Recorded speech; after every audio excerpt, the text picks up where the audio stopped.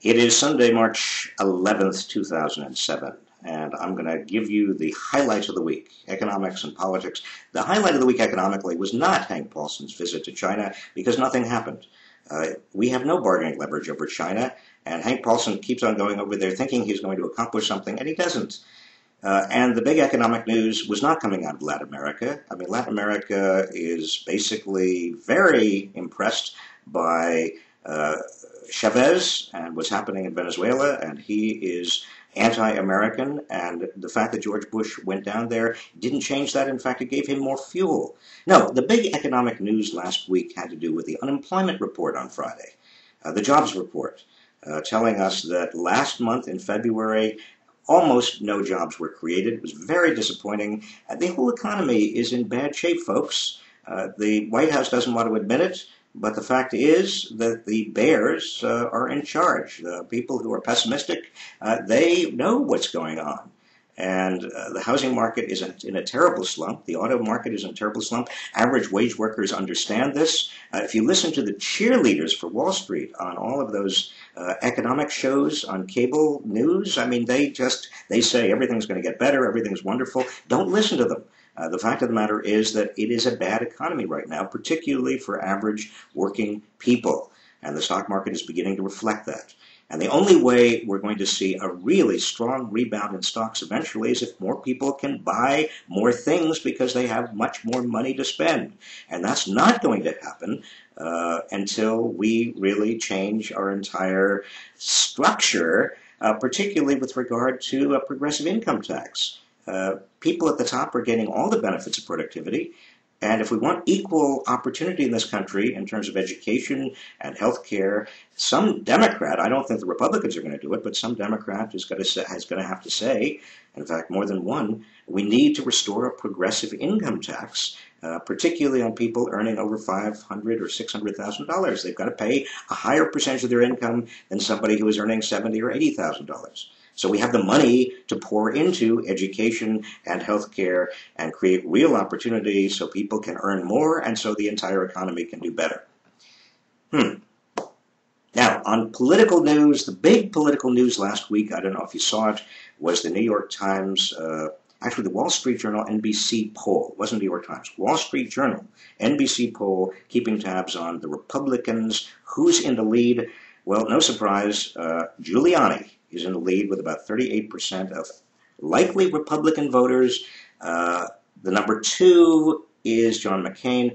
But the big surprise is that Mitt Romney is not in third place among likely Republican voters. It is, wait for it, Newt Gingrich. Newt Gingrich, the man who whined that he was put on Air Force One during the Clinton administration and got a lousy seat, and the president didn't pay attention to him, poor Newt. And they went to Yitzhak Rabin's funeral in Israel and went back, and he got a bad seat on Air Force One, poor Newt. And he's the man who forced the government to shut down in 1995, and he's the man who resigned his speakership in disgrace. Newt Gingrich, the fact that Newt Gingrich is the third most popular Republican among likely Republican voters is the best evidence yet that there is a Republican crack-up.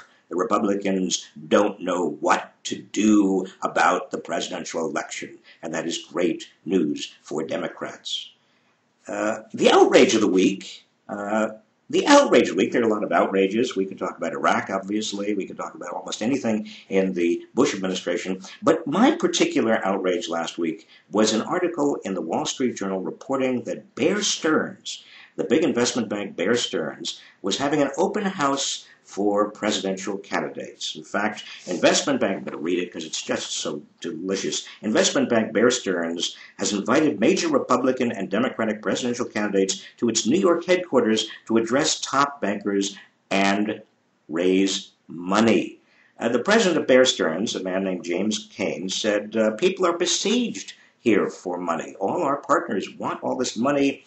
Bringing the candidates to the company's auditorium, he said, would take a load off everyone.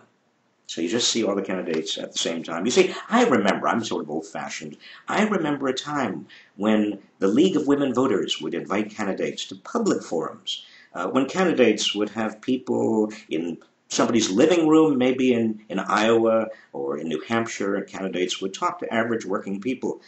But that was before the cost of running for office skyrocketed.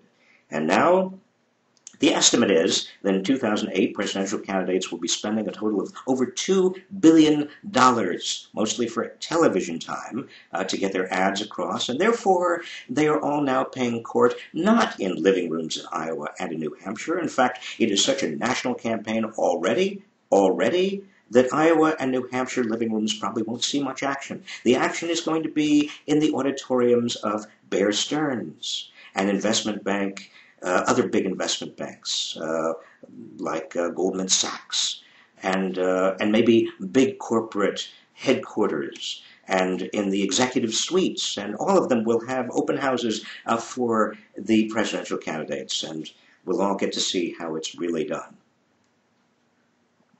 Oh, finally, I promised you the next little snippet in my date with Hillary in 1965 or 66. Again, indicative of what kind of president she is likely to be. Here I'm going to reveal, again, an unknown fact. She and I went to see, when I invited her up to Dartmouth, we went to see Fellini's Blow Up. Significance? Huh? Well, you be the judge. Fellini's Blow Up. Fellini, Italian director. Blow Up. Huh? Blow Up? A film?